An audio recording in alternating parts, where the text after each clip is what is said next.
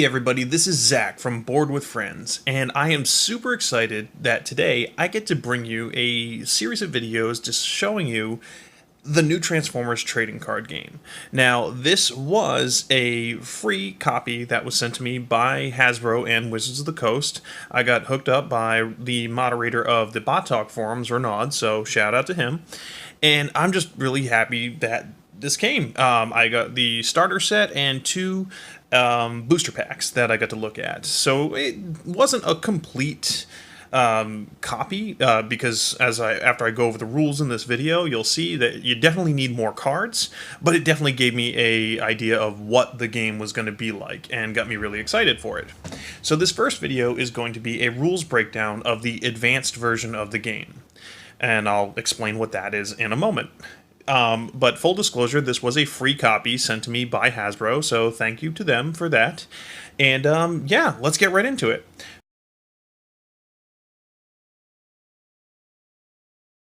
So the first thing I want to show you is the cards that you get in the starter package. A lot of people have seen the pictures of this online. Hasbro has already, disclosed what was really in it, but let's take a look anyway.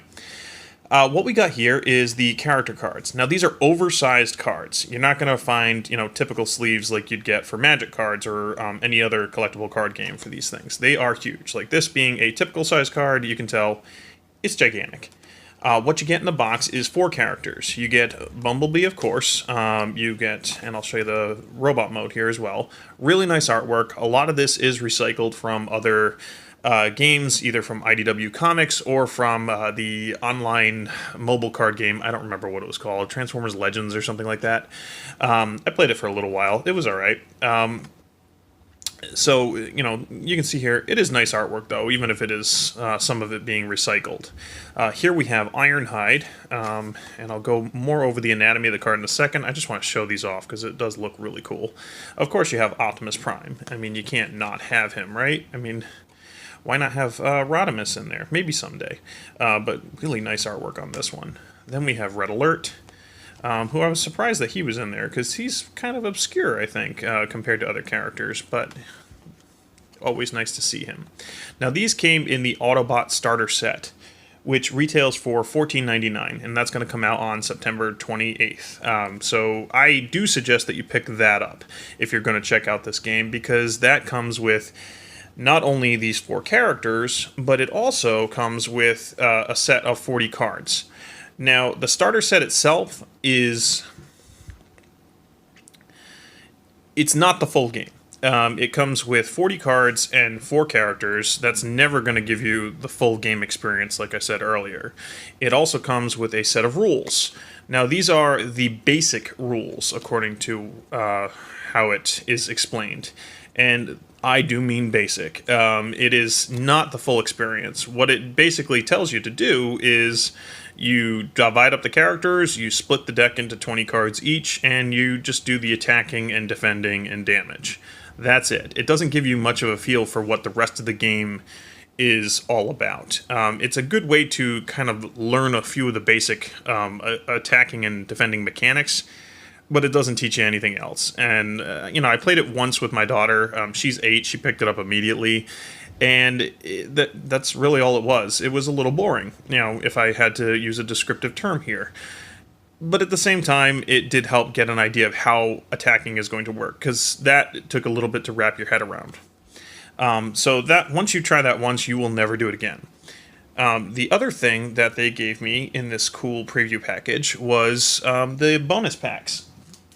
Now these come, and I was going to do an unboxing video, but like a kid at Christmas, I couldn't wait and I just tore it all apart. But they come in these nice foil baggies, a little bit larger than you normally see. Yeah, I ripped that right apart. And I got 2 more characters, and I was excited that they are Decepticons, because the Autobot starter set is all about the Autobots, and I wanted to see some Decepticons in the mix. And I was really thrilled that I got a Megatron card, because, you can't have Optimus not fight Megatron, right? And it's super cool artwork on that. I think it's from the Combiner Wars series. I'm sure someone will correct me in the comments. And then that is his vehicle mode. Pretty awesome looking. And then this is what gave me, like Red Alert, the comments I made on him, this is what gave me a lot of hope for this game. I'm a big fan of Transformers. I don't know if anybody could tell by now. And I'm a huge fan of them embracing some of their less known characters. And the fact that this guy, Ransec, one of the deluxe Insecticons, is in this game is just proof that, okay, they're really taking this seriously and they're going to dive deep and get some more characters besides, your Optimus and your Bumblebee and your Starscream and Megatron. And also, when we get into the actual gameplay of this, this guy has some pretty cool abilities that give me hope that there's going to be some awesome combos to come when you start collecting more and more of these cards. But yeah, so let's take a look at the anatomy of a card before we get into the actual gameplay here.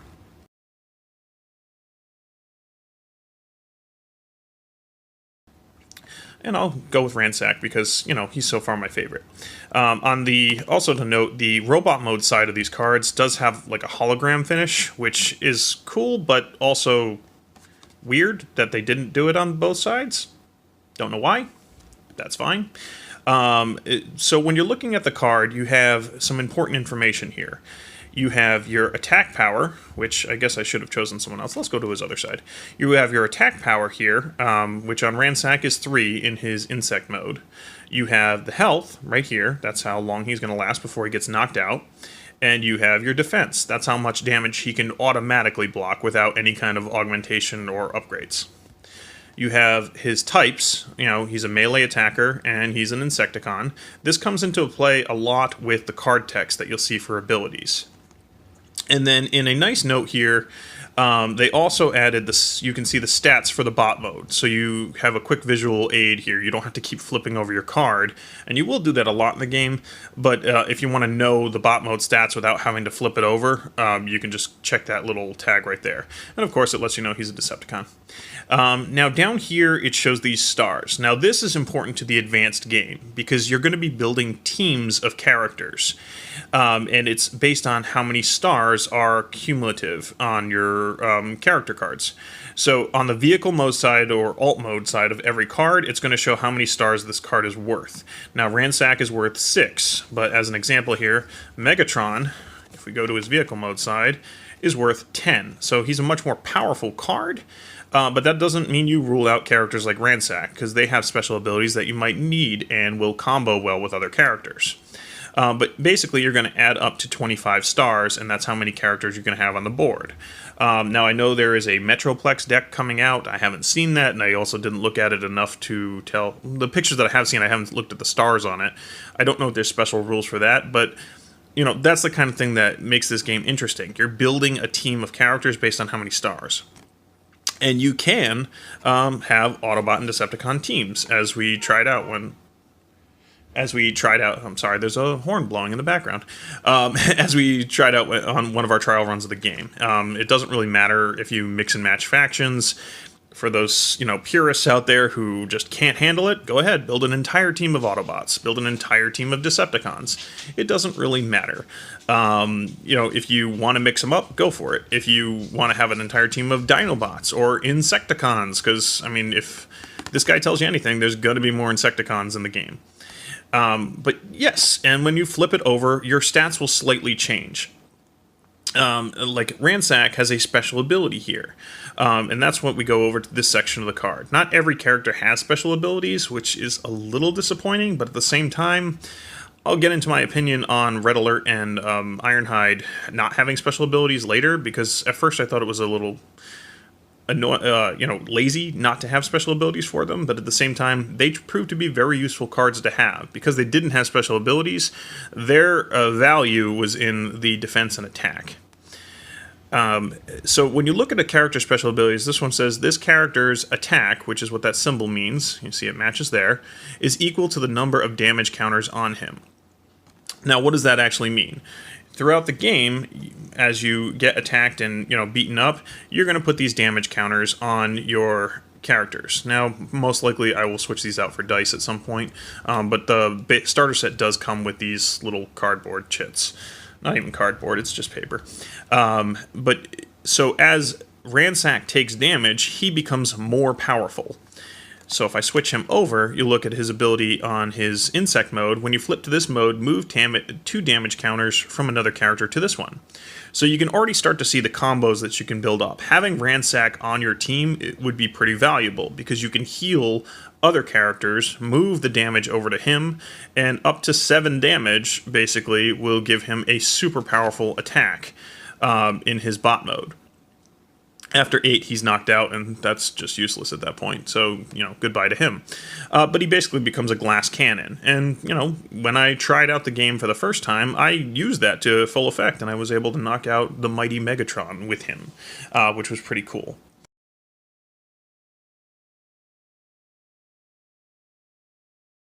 All right, let's go over the deck of cards now. This is your battle deck. What this does is it serves a dual purpose, so for attacking and for actual cards that you can play from your hand. Now real quick, I'm just going to show you the anatomy of these cards. Now when you have these cards in your hand, up here is going to show you these little pips. This is for when you're attacking and defending. But when you have the cards in your hand, you look at the rest of the cards on here. Also, wicked cool artwork recycled from mostly IDW comics. Go read those if you hadn't. The card's going to tell you right here what type of card it is. It is either an action or it is an upgrade. There are 3 types of upgrades. You have armor, you have utility, and then you have a weapon upgrade. And each character can have one of each type of upgrade. The action cards let you do one-off things. Sometimes it lets you stack more upgrades, because normally you can only play 1 action and 1 upgrade per turn. It'll also let you repair damage, they'll let you combo cards, they'll let you flip characters over when you normally couldn't, so you can transform them to the other side and use their abilities. It will also allow you to untap characters. We'll get into that when we get into the attacking. But on your turn, normally you would be able to play 1 action, 1 upgrade, and that's it from your hand. The other purpose of the deck is when you are attacking. You're going to be flipping these cards over, and when you flip over the cards, this section doesn't really matter. What you want to look at is up here, these top pips. If you are defending, you'll notice these pips are blue. Corresponds to the defense on the cards. You can add more defense to your character. So if I was being attacked, and if Ironhide was the one being targeted, and the other player was attacking me, I would want to get blue pips because it's going to add more to my defense. But at the same time, you have somewhere in this deck. This is what happens when you let your friend play with your cards, because he sorted them all by color mostly. Come on, there's one. All right, there is an orange pip right here. If you are the attacking player, you want that color. What the orange ones do is add to the attack, which is great because you can get more bonuses every time. Typically, you will only flip 2 cards. If you flip a white pip, you get to flip 2 more bonus cards, which is kind of helpful. Because you can just you can't keep daisy chaining, it only counts for 1. But then, when you look through a lot of these cards, some of them will have powers based on how many of these colors that you flip, and you can get to do even more things. So there's a lot more to this game in the advanced mode that's going to really enhance the experience and look for it. More combinations off cards. So it really matters what you put and craft into your battle deck. After you flipped over your cards, they're going to go into your scrap pile, which you'll have next to it. It's basically your discard pile, but it just sounds cooler when you say scrap pile. And once you deck out, once you've used up all the cards in your deck, you just reshuffle your scrap pile and it becomes your new deck. It's not like Magic where once you're out of cards, you lose. The objective of this game, I think I said it before, but if not, I'll say it again, is to knock out all the characters. And you start with the characters on the board. It's not like in Magic where you're summoning creatures or anything like that.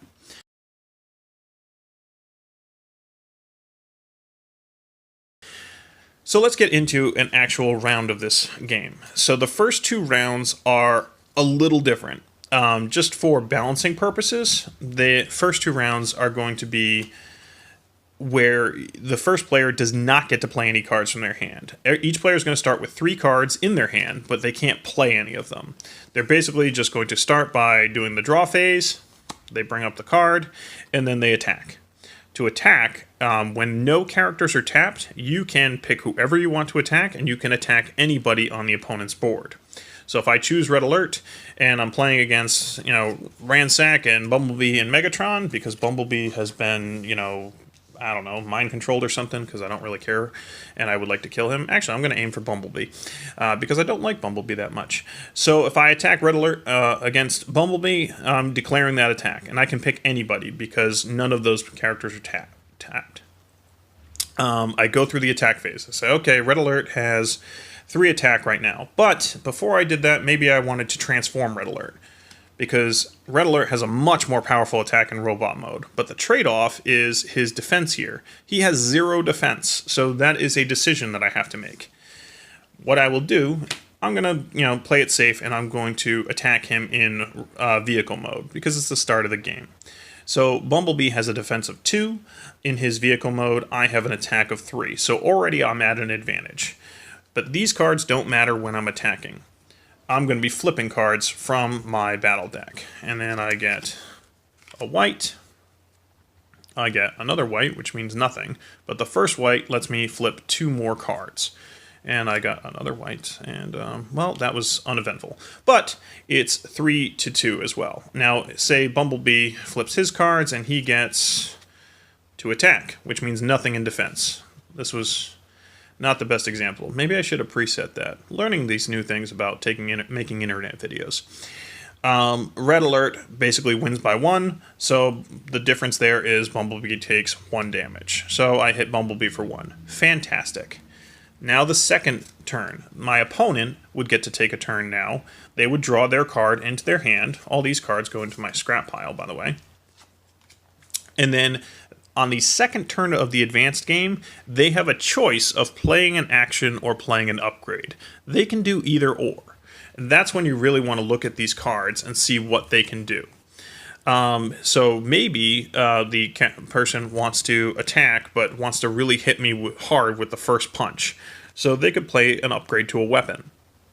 There's different styles of these. Some will allow you a permanent effect. Some of them are only temporary. Like this grenade launcher here, showing off the awesome Thunderclash. He's the greatest Autobot of all time. After an upgraded character attacks, you scrap this card. So it's a one-off weapon. As soon as they attack with this goes away. But the bonus here is it's +4 attack. It's just guaranteed attack damage. It's not a chance of flipping cards. It's going to augment it. This is really cool, especially on Bumblebee, who has an attack of 4 in his vehicle mode. So now he's attacking with 8.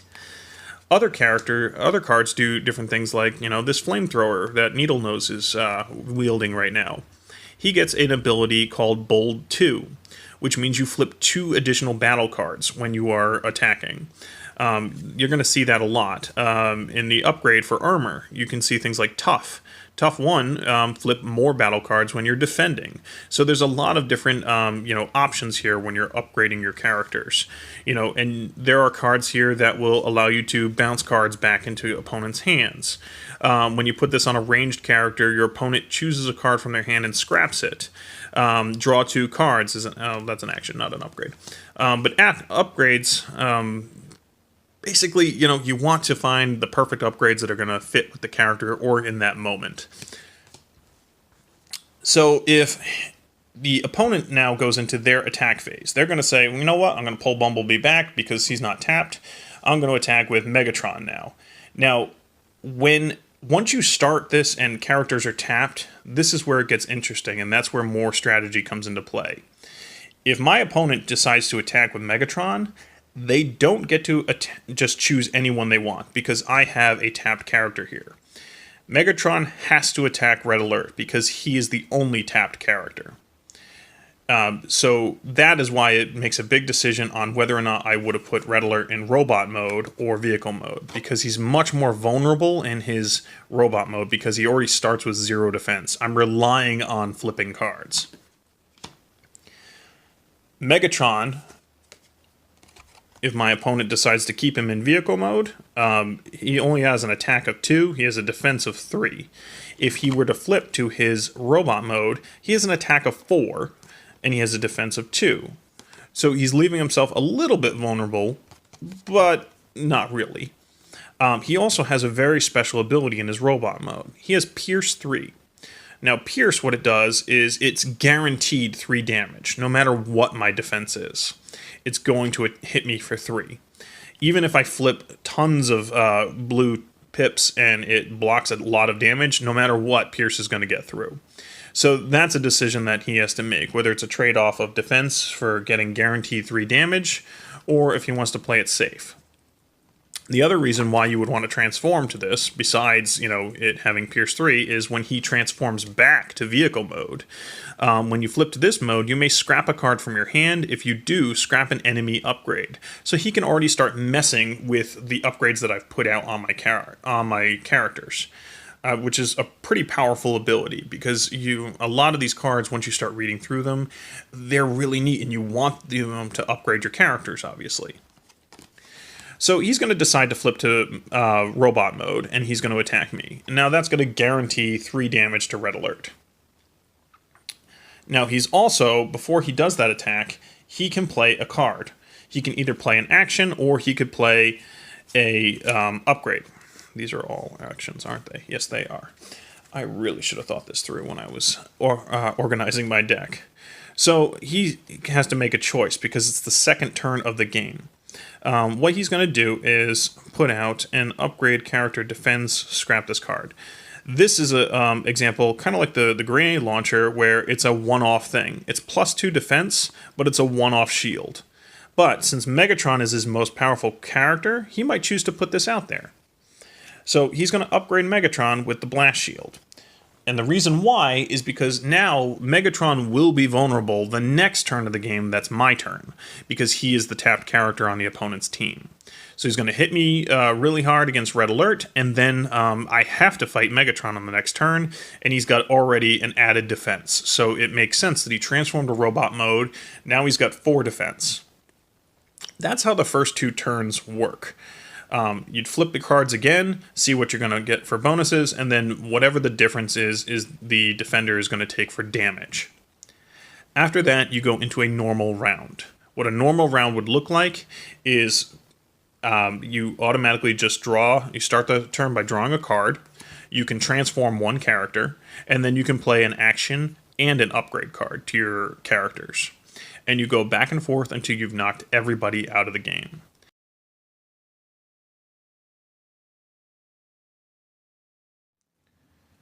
Another thing about attacking is that sometimes a situation will arise at the end of your attack phase. Your opponent will be completely tapped out like this, and you still have characters that are not tapped, so they are still able to be used.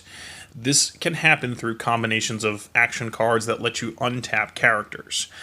So that's something that you want to pay attention to when you're crafting your decks. Because in this kind of situation, my opponent has Megatron tapped, all of my characters are tapped out, and he still has Bumblebee and Ransack available to him to attack me. If this were to happen, they get bonus attacks. What will occur is, after they've done their attack with Megatron, or say this is, Megatron was already tapped, so we'll go this route. If they choose to attack with Bumblebee at this point, they can attack anybody on my team because they are all tapped. Bumblebee does his attack phase, it goes back and forth, we flip our cards. Now, they can take an additional attack because they have a character available and I don't. So now they can attack with Ransack if they choose, and take a additional attack. Once all their characters are tapped, then the round would end. And, damage is finished up, and all the cards are moved into the scrap pile, and you just do your cleanup and start the next round. After everybody is tapped out like this, both players will untap everyone. That's just an added bonus to the action phase. And when you're crafting your decks, you're going to want to look for combos like that, because it could be make or break the game, essentially, because you're going to get extra attacks on top of it, and there's nothing your opponent can really do about it.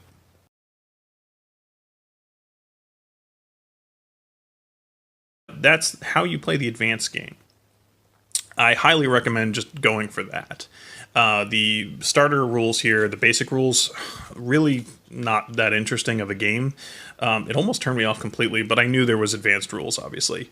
It doesn't come with the advanced rules in the box. You do have to go to transformerstcg.com/rules to download them, but it's only 3 or 4 pages of rules, and it's not that difficult to get through. The other thing I would note is there's no glossary in any of the rules. So some of the things that I've already pointed out here, like pierce and bold and tough, I mean, it does give an explanation on the card itself, but it would have been nice to have a little bit of a glossary to explain those things. But yeah, that is how you play the Transformers trading card game, the advanced mode. This comes out on September 28th. We are going to do a Let's Play video once I can get Sean available to record it, so you guys can see a full game. But once you start getting into this, I do highly recommend get the Autobot starter set, because it's going to give you a lot of cards to work with right away, and it's not that expensive. And then the booster packs, which will also be available the same day, they're just $4 a piece. And each booster comes with 1 character card and 7 battle cards that you can go through. But yeah, if you like this video and you have some questions for me, if I need to do any clarifications, feel free to comment. And if you have, just want to check out other cool content, check out our podcast, Board with Friends, where we review tons of hobby games. And yeah, this is my first attempt at an interview video, so I suppose I have to end it with like, share, and subscribe. That's what the cool kids say, right? Anyway, thanks for watching, and check out our next video, which will be a live play, and then we'll do a review video as well.